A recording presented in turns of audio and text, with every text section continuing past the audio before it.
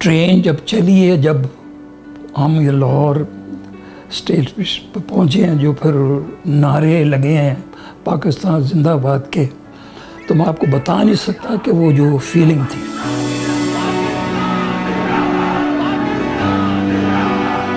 پاکستان کے سابق کپتان، کوچ اور مینیجر انتخاب عالم 1947 میں قیام پاکستان کے بعد شملہ سے آنے والی آخری ٹرین میں سوار تھے۔ پاکستان پہنچنا، عالمی سطح پر کرکٹ میں پاکستان کی نمائندگی کرنا اور ایک بار پھر ہوشیارپور میں اپنے بھائی گھر جانا، ان سب واقعات کو یاد کرتے ہوئے انتخاب عالم کہتے ہیں،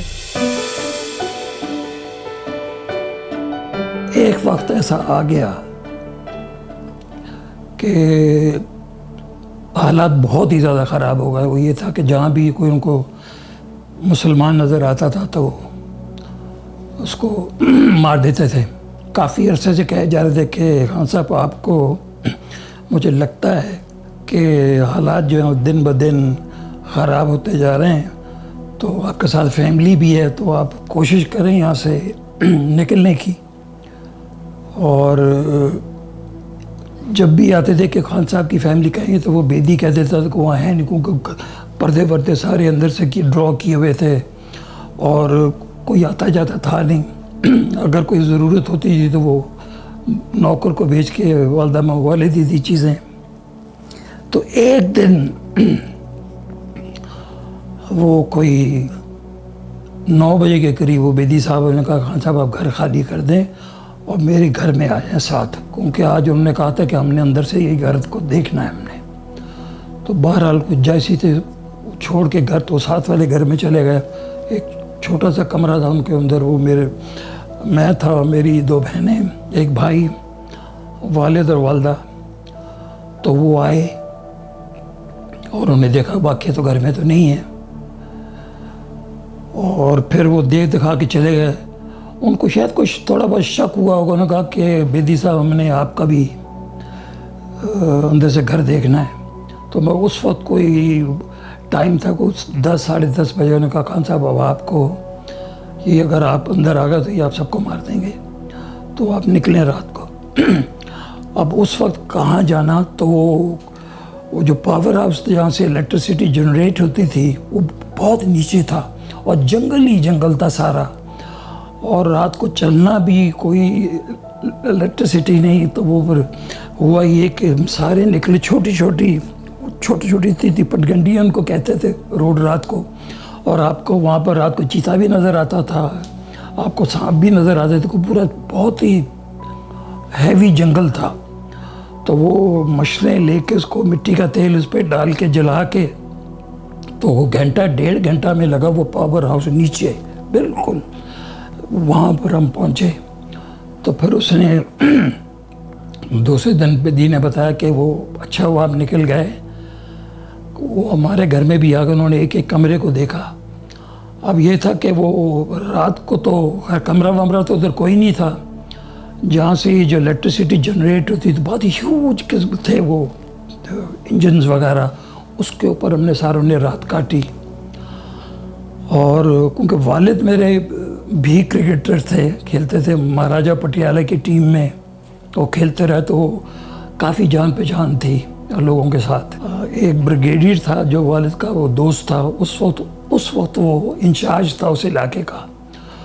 تو اب انہوں نے، کیونکہ یہ تو باقاعدہ اس کے اوپر انجن کے اوپر سارے تھے، تو وہ ایک جہاں ٹیلی فون پڑا تھا، he was not allowed to go there, کہ وہ ٹیلی فون یوز کر سکیں اور اس سے بات کر سکیں کہ مل جائے وہ۔ انہوں نے کسی کو بھیجا گیا مجھے یہ سگریٹ لا دو رات کو جا کے۔ تو جیسے ہی وہ گیا باہر سگریٹ لینے، انہوں نے وہ لکھے، خدا کی قدرت دیکھے، جب وہ فون ملا تو وہ فون بھی اسی بریگیڈیئر نے اٹھایا۔ تو اس نے بتایا کہ یہ حالت ہے ہماری، جو بہت مشکل میں ہے۔ تو اس نے کیا کہ ہمیں دوسرے دن صبح ایک ٹرک آیا، اس کے اندر آرمی والے تھے، پوری فیملی کو انہوں نے ٹرک میں بٹھایا۔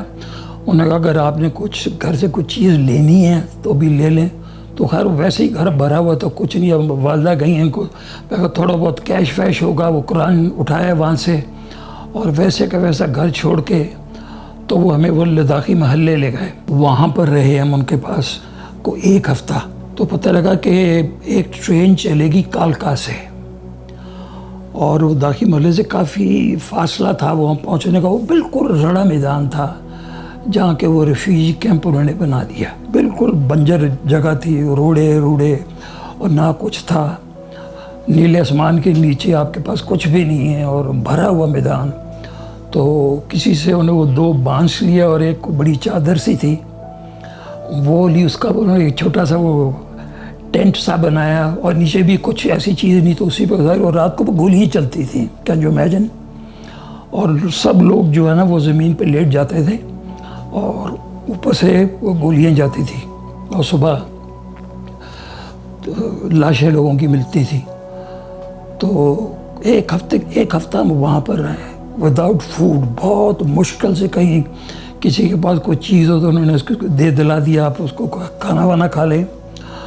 تو پہنچ گیا کہ جی صبح وہاں کالکا سے ٹرین چلے گی. جب گاڑی میں بٹھاتے تھے ٹرین میں تو تلاشی ہوتی تھی کہ زیادہ تر وہ آدمی کو نہیں چڑھنے دیتے تھے، زیادہ تر عورتوں اور بچوں کو دیور الاؤڈ کر کے جتنے لوگ ہوتے تھے ان کو روک لیتے تھے. اب جائیں کیسے؟ بڑی مشکل سے سوار ہوئے ہم ٹرین میں. ٹرین چلی، تھوڑی دور ٹرین چل کے تو کھڑی ہو گئی. وہ ہوتا تھی یہ تھا کہ جب ٹرین چلتی تھی تو وہ وسل بجتی تھی تو آ کے پوری ٹرین کو لوٹ لٹا کے مار مور کے خالی کر کے چلے جاتے تھے. تو کیونکہ وہ اللہ نے لکھا ہوتا کہ بچا کے نکلنا یہاں سے. تو کوئی آدھا گھنٹہ وہ ٹرین کھڑی رہی جنگل میں اور وہ جو تھا ڈرائیور وہ اس کی وسل بجاتا رہا. تو اس کو کیونکہ میسیج ملا ہوا تھا کہ یہ ہے کہ وہ کھڑا رہا لیکن آئی نہیں وہ. تو بہرحال جب ہم ٹرین پہ یہ چڑھ رہے تھے تو وہاں میں نے دیکھا کہ اس ایج میں میں نے دیکھا کہ اس طرح خون کی ندی نہیں ہوتی بہہ رہی، لاشیں ایک ادھر پڑی ہے، کسی کا دھڑ نہیں ہے، کسی کا بازو نہیں ہے، کسی کی ٹانگ نہیں ہے. کہ وہ جو قتل و غارت میں نے وہ اسٹیشن پہ دیکھی آج تک جب میں اس کو میرے سامنے دماغ میں آتا ہے تو میں تو رونٹے کھڑے ہو جاتے ہیں کہ میں نے دیکھا کہ پاکستان بنا کیسے، کتنی سیکریفائزز ہوئیں. اس کے بعد ٹرین جب چلی ہے، جب ہم یہ لاہور اسٹیٹ پہ پہنچے ہیں جو پھر نعرے لگے ہیں پاکستان زندہ باد کے، تو میں آپ کو بتا نہیں سکتا کہ وہ جو فیلنگ تھی. یہاں پر یہ والٹن ایئرپورٹ جو ہے لاہور کا، یہاں ریفیوجی کیمپ تھا. تو یہاں پر ہم کوئی 2 مہینے رہے اس کیمپ میں آ کے. وی ہیڈ نتھنگ، کچھ نہیں تھا ہمارے پاس. وہ جو 1.5-2 مہینے کیمپ میں تھے وہ بھی میں آپ کو بتا نہیں سکتا کہ ایک تو کھانے پینے کا مسئلہ اور پھر بیماریاں شروع ہو گئی، ہیضہ شروع ہو گیا. تو بہت ہی مشکل وقت تھا لیکن اللہ پاک نے سرخرو کیا. اینڈ میں وہاں 2.25 مہینے کے بعد پھر ہم کراچی پہنچے. جب بھی لڑکوں کو لیکچر دیتا تھا تو میں یہ چیزیں ان کو بتاتا ضرور تھا کہ آپ لوگوں کو کچھ بھی اندازہ نہیں ہے کہ یہ پاکستان بنا کیسے اور کہ لوگوں کے ساتھ ہوا کیا اور کتنی کیا کہتے ہیں تکلیفوں کے بعد کہ یہ پاکستان حاصل ہم نے کیا. تو کہ یہ جو پاکستان بنا یہ ہمارے لیے بڑی نعمت تھی اور جو جس حالات سے ہم سارے گزرے، اور اب جب دیکھتے ہیں تو خوشی بھی بڑی ہوتی کہ ہمیں اپنا ملک ملا، کھلی فضا ملی سانس لینے کے لیے.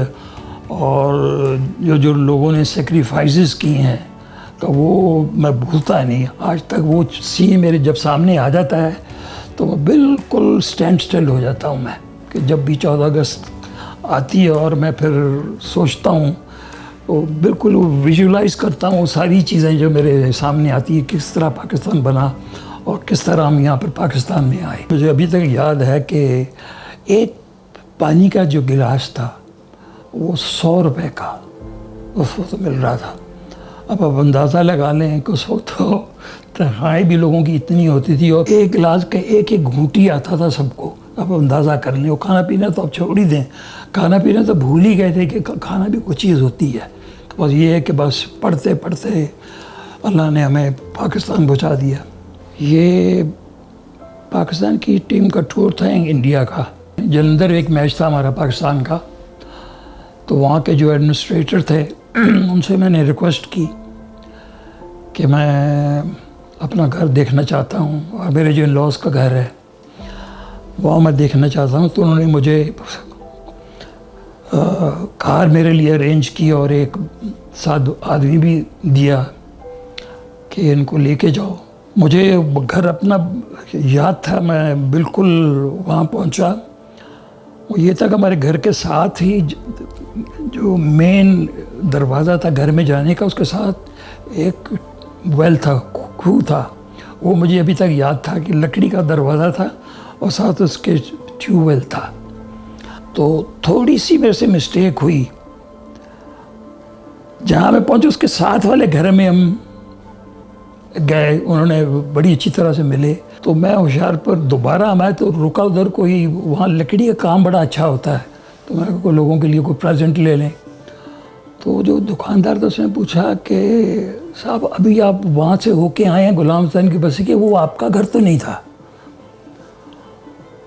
تو وائف نے کہا کہ یہ تو, میں نے کہا واپس بغیر دیکھے تو نہیں جانا. پھر دوبارہ پہنچے. آپ اندازہ کریں جب ہم ادھر گئے, وہ اندر گئے تو وہاں 3 فیملی رہ رہی تھیں اس گھر کے اندر. تو وہ اندر کوئی 90 سال کا ایک آدمی تھا, بوڑھا. وہ ان کو اندر بتا رہا تھا کہ یہاں پر رہتے کون تھے. Can you imagine?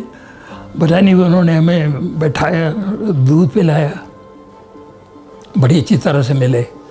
تو پھر مجھے بھی سکون آیا کہ میں اپنے گھر پہنچا, میں نے دیکھا, گئے سارا کچھ میں کہ دیکھ کے آیا. تو مجھے سکون ہوا کہ وہ کوئی بھی چینج نہیں, وہ بھی گھر ہمارا بالکل ویسے کا ویسا تھا جہاں میں پیدا ہوا تھا. پھر جب ہم دوبارہ واپس آئے تو پھر میں 2 سال کے لیے میں کوچنگ کرنے گیا انڈیا. میں نے پھر ان سے ریکویسٹ کی کہ میں نے شملہ جانا, میں نے اپنا شملے والا گھر جا کے دیکھنا ہے. تو ابھی تک ایڈریس مجھے یاد ہے, 2 کوٹ ہل, شملہ. تو شام کو ایک جگہ وہ ٹیم کی, یہ جو پنجاب کی ٹیم تھی, اس کو میں لے کے گیا ہوا تھا. ہم فائنل میں پہنچے تھے رانجی ٹرافی کے. تو میں نے ان سے ریکویسٹ کی کہ میں لڑکوں کو نا کوئی 3-4 دن کے لیے نا بریک دینا چاہتا ہوں. تو میں ان کو سب کو شملہ لے گیا. جب میں ادھر گیا تو 2 کوٹ ہل تو پہنچا, لیکن وہاں گھر نہیں تھا, وہ بالکل ہی وہ ڈیمالش ہو گیا ہوا تھا. تو اینی وے یہ مجھے موقع ملا کہ میں شملے والا گھر بھی جا کے میں نے دیکھا. اور پھر میں کالکا اسٹیشن بھی گیا جہاں سے ہم چڑھے تھے, وہ بھی بالکل ویسے کا ویسا ہی, کوئی اس میں تبدیلی نہیں تھی اس اسٹیشن میں, ویسے کا ویسا. پھر ہمارا ایک میچ تھا پٹیالے میں, تو میں پٹیالہ بھی گیا. وہ گراؤنڈ بھی گیا جہاں میرے والد کھیلتے تھے, وہ گراؤنڈ بھی میں نے جا کے دیکھا. وہاں میں نے تصویریں بھی دیکھی ہوں جو مہاراجہ پٹیالے کے, جہاں وہ لوگوں کو انٹرٹین کرتا تھا. بہت بڑا ہال تھا.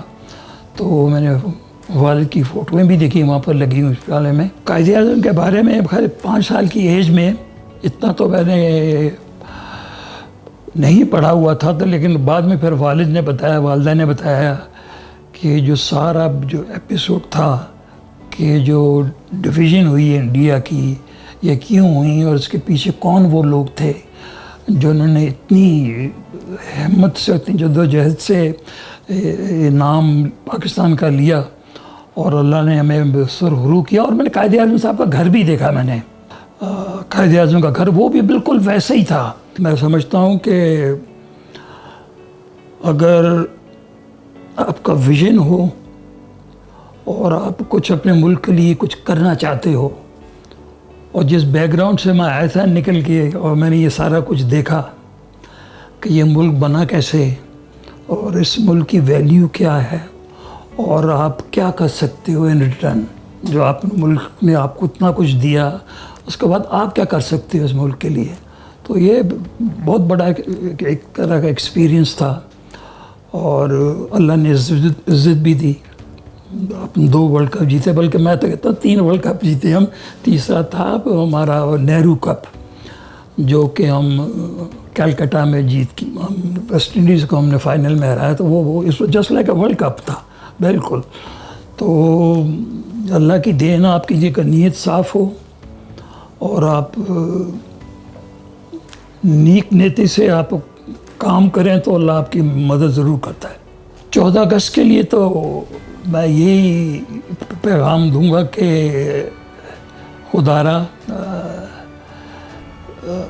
آپ کو ایک کھلی فضا میں موقع ملا ہوا ہے سانس لینے کا. جو بھی آپ سچائی سے اس ملک کے لیے کام کر سکتے ہو وہ کرو.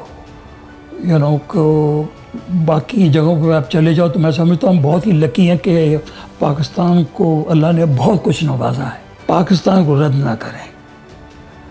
ملک ہمارا بہت اچھا ہے. ہم اپنے آپ کو اگر خود سیدھا کر لیں، ہر آدمی اگر سچائی پہ آ جائے اور سچ بولنا شروع کر دے اور اپنے ملک کے لیے کوئی اچھا کام کرنا چاہے، تو یہی میرا پیغام ہے. پاکستان زندہ باد.